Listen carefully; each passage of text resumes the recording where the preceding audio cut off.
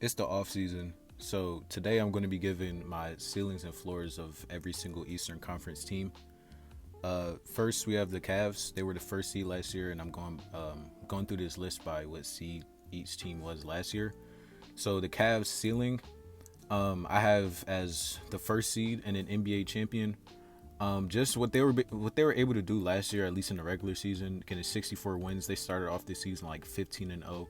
They were an amazing team last year. Evan Mobley was having sort of a breakout year. He won DPOY. He's arguably the best player on the Cavs, just depending on who you ask.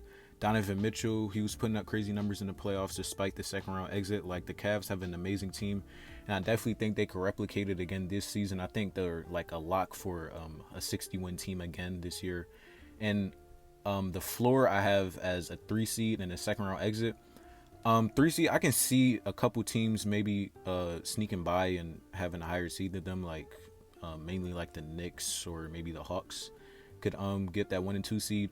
But obviously it's the floor, so it's very unlikely. I doubt the Cavs will be anything but the first seed. So we'll see how that goes. But yeah, second round exit as their floor. They've been a second round exit for the longest. Donovan Mitchell has never made it out the second round. So just betting on that as the floor will just be, that's just a safe bet to make. For number two, I have the Celtics. I have their ceiling as a 6 seed, second round exit. As you may know, Tatum tore his Achilles last year's playoffs, so he won't be playing this season. So the Celtics are gonna have a major drop off. And the best case scenario, I do think, is a 6 seed. I don't think they'll be an amazing team, but I also don't think they'll be horrible, since I have the floor as the 11th seed, just missing the plane completely. That's a bad team, but that's the absolute worst. Like, I don't think they're going to be too bad. I think the Celtics are probably going to try to stay competitive. I think I think they might have their own first round pick next season, but I'm not sure. I just don't see the Celtics tanking. Like, I don't think they're that type of team. I don't think Joe Mazzulla is going to win to do that. They just seem pretty competitive. Maybe they can take a gap year while Tatum is out and try to get a high pick for when he comes back next season. I don't know what they're going to do, but I do think that ceiling is a 6 seed, second round exit. And honestly, I'm kind of being a little generous with second round exit as the ceiling. It might be first round exit. I don't know what playoff team in the Eastern Conference they would be beating in the first round with no Tatum. And that roster is just really looks bad. Like, Jaylen Brown's the first option. That's not horrible, but they lost so many pieces. They lost Porzingis, Drew Holiday, Al Horford, Tatum. Obviously, like, they've lost like 4 out of their 5 starters. So it's just going to be like Jaylen Brown, Derek White, and Anthony Simons, and I don't think that trio can do much. That doesn't like excite me or amuse me at all. So next we have the Knicks. I have their ceiling as a 2 seed, finals appearance, and their floor as a 4 seed and a second round exit. I think the Knicks, I think the Knicks are going to be a great team next season. Like, a 2 seed, finals appearance as their ceiling. I don't think I put finals appearance specifically because I don't think they could win an NBA championship. I think whoever comes out the West would definitely beat the Knicks. And whoever comes out the West, honestly, it might just be the Thunder again. Like, we might just see them make the finals again, maybe even repeat. And I don't see the Knicks beating them. I don't really see many Eastern Conference teams beating them, if any. So their ceiling would be a finals appearance in the 2 seed. I think they're probably going to get the 2 seed if everything goes right behind the Cavs, as I was saying earlier, because the Cavs are just kind of like in a different tier, I guess, than the rest of the Eastern Conference. So yeah, their ceiling I have as a 2 seed, finals appearance, and their floor as a 4 seed, second round exit. I just think the Knicks floor is still pretty high. Just seeing how the Eastern Conference is kind of weak for next season, as we saw a lot of injuries and major losses to teams. So yeah, I think the Knicks will be a great team regardless in the East next year. Next we have the Pacers. I have their ceiling as a 5 seed, first round exit, and their floor as a 10 seed, missing the playoffs completely, just getting eliminated in the play-in. Their ceiling being a 5 seed, first round exit. We've seen the Pacers be around that 5 seed range for years and years and years. You know, a lot of people view the Pacers as just that team that always makes the playoffs, always competitive, maybe a little bit mid. So I think the Pacers, if everything goes right, they can definitely just finish in that like average category.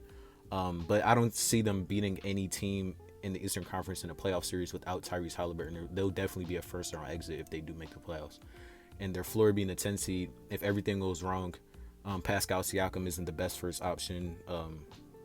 I don't think they're going to make the playoffs if that stuff goes wrong. And I'm kind of excited to see how this Pacers team is going to look without Holly. I'm excited to see like how Andrew Nemhard will handle that ball handling responsibility and like kind of like point guard role that he's going to be forced into taking next season without Halliburton.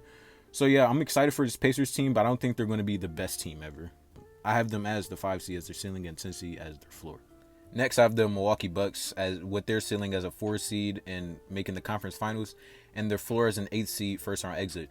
Now, them making the conference finals and even being a 4 seed might sound like kind of a stretch or being generous, but I honestly think Giannis could carry them to this caliber of a team. Like getting to the 4 seed again, the Eastern Conference is going to be a bit weaker. Some teams are going to fall off.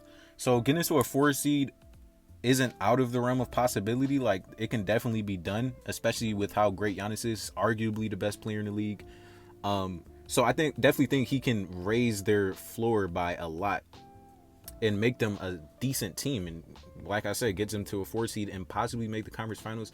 Now their roster is pretty weak, but Giannis is an amazing playoff performer. Every time we've seen him healthy in these last recent years, playing in the playoffs, he's been amazing. Like last year against the Pacers in the first round, even though they lost to the Pacers, he was amazing in that series. He was torching the Pacers. So if he gets the right matchups in the playoffs, I definitely think they can make a conference finals run, and their floor being an 8 seed first round exit, that's really self-explanatory. They can make it out of the play-in if they get into that spot, but I don't, if everything is like goes to shit, I don't think they're going to get out the first round making it in from the play-in, playing one of those top teams in the East, like a Cavs or Knicks team. They're definitely not beating them in the playoff series. I don't see that happening.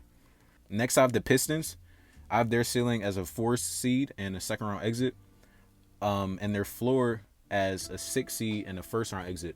Now, their ceiling being a 4 seed, second round exit. We seen them break out last season. They were a 6 seed. After losing 28 games in a row and made the playoffs, they pushed the Knicks to 6 games. So they were a really solid team last year. And we saw what Cade can do with solid NBA players around him. They put a couple shooters around him, gave him a better roster, and they're making the playoffs, having an amazing bounce back season. So I definitely believe in Cade and that Pistons team. And I think they can get up to a 4 seed and make it out of the first round. I think they can beat one of those weaker Eastern Conference teams in the first round as a 4 seed. Like, maybe let's say the Bucks. Let's say the Bucks get the 5 seed and it's a 4 or 5 matchup in the first round. I definitely think the Pistons can beat the Bucks in the best case scenario. And then their floor being a 16 in the first round exit, I really don't see them missing the playoffs. Once again, as I keep saying, the East is kind of weak. So I think basically the Pistons have a guaranteed playoff spot. I don't see them missing it at all. But I do see them losing in the first round, especially if they're a 6 seed playing against one of those higher up Eastern Conference teams like maybe the Knicks or Hawks. That being the 3 seed, since they'll be the 6 seed in the first round. Next, I have the Magic. I have their ceiling as a 3 seed and making the conference finals, and their floor as a 6 seed first round exit. Their ceiling being a 3rd seed. Obviously, the best case scenario, they can definitely be better than the Hawks or Knicks. And them making the conference finals is very, very possible. Like, my honest prediction for the Magic will probably be the 4 or 5 seed.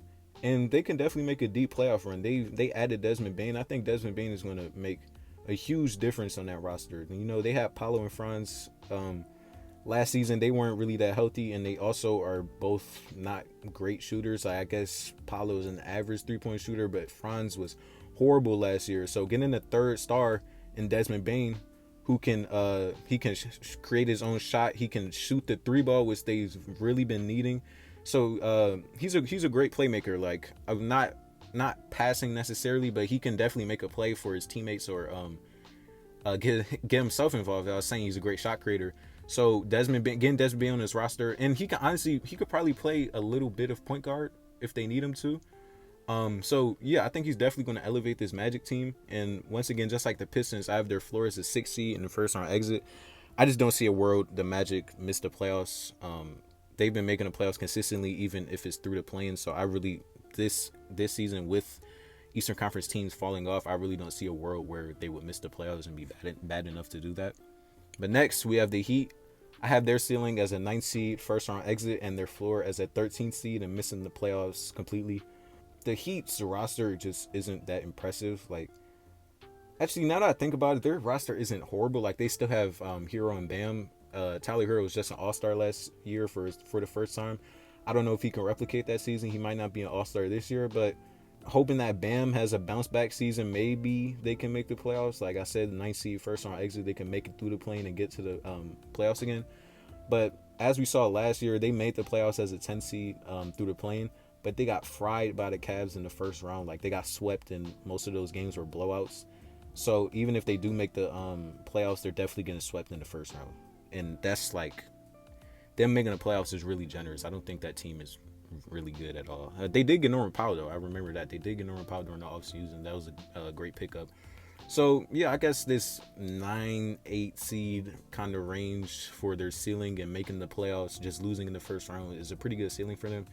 And the floor was a 13 seed and just missing the playoffs as a whole. The Heat can definitely be horrible, especially if there's injuries involved. I don't see the Heat being that bad, like just my normal prediction for the season. But once again, if everything goes wrong, couple injuries to some of their best players, they can definitely drop down to that 13 seed. But the Heat have always been a competitive team, regardless. So maybe they don't drop that low. I don't know what's really going to go on with them. Their first full season without Jimmy in a while. So we'll see how that goes for them. Next, I have the Hawks. I have their ceiling as a 2 seed in the finals appearance, and their floor as a 5 seed and second round exit. Now, this does seem kind of generous, maybe, but I really do believe in the Hawks. I love their offseason moves, getting Porzingis, Nickeil Alexander-Walker. We're going to see Jalen Johnson coming back. We might see bounce back seasons from Trae Young. His season last year wasn't bad by any means, just kind of lackluster to his standards. His efficiency was horrible. So maybe he can improve on his efficiency, especially with better spacing around and with Porzingis. Hopefully he's healthy. So in a perfect world, I do see them getting the 2 seed behind the Cavs and making the finals. Once again, I don't see them beating a Western Conference team that comes out of there. Like, once again, maybe the Thunder, maybe the Nuggets might make it out the West. I don't see them beating any Western Conference teams that are making the finals, but I can definitely see them making the finals. I can see them getting through the Eastern Conference. Next, we have the Bulls. I have their ceiling as a 9th seed and missing the playoffs, and their floor as a 14th seed. We always see the Bulls just be kind of mid every single year. They're always in the play-in. Like, them and the Hawks are always in the play-in every single year. Obviously, I don't think we're going to see the Hawks in the play-in this year, but the Bulls are always in the play-in. So their ceiling is just being mid again and missing the playoffs. I really can't see a world where the Bulls make the playoffs, and even if they did make the playoffs, they're definitely getting fried in the first round by one of those top Eastern Conference teams. And then their floor is a 14th seed. Once again, as I was just saying, the Bulls are just a mid team, so I don't really see them being that bad. But if everything goes wrong, I don't even know if Josh Giddey's going to play on this team. So, like, Josh Giddey's not the greatest player, but he'll definitely raise their floor. But he's not even signed to the Bulls right now, so if he doesn't play for the Bulls next season, this 14th seed is definitely more and more possible and reasonable. But yeah, if everything goes wrong, they'll definitely be one of those bottom feeder Eastern Conference teams. Next, I have the Raptors, with their ceiling being a 6 seed, first round exit, and their floor being a 12 seed. We're going to see Scottie and Brandon Ingram on the floor with each other for the first time this season. So we'll see how that goes. I really do believe in the Raptors. If everything could go well, I do think they could be a solid team in the East. Definitely a great opportunity for them to be that, seeing the fall off of the Pacers and Celtics for next season. So the best case scenario, I do think the Raptors could sneak into the playoffs, even though it would be like really close. Like they'll be like right there at a 6 seed, like really close to the play-in. And then their floor, just 12 seed, just normal Raptor stuff, missing the playoffs. They haven't been great for the past few seasons. But I do believe in Scottie Barnes. I think he can raise the floor of this team, especially this year, taking the opportunity of some of the Eastern Conference teams falling off. Next, we have the Nets. I have their ceiling as a 13 seed and their floor as a 15 seed. I don't believe in the Nets at all. They had a horrible draft. Not horrible. I wouldn't say horrible. They drafted like 4 point guards, which isn't great, but at least one of them is going to be good. So I don't like, they're not the worst team ever, I guess, but I don't believe in them at all. Like they're like really lost right now. They're most likely going to tank for this season, which is great for them because they were supposed to tank last season, but they didn't.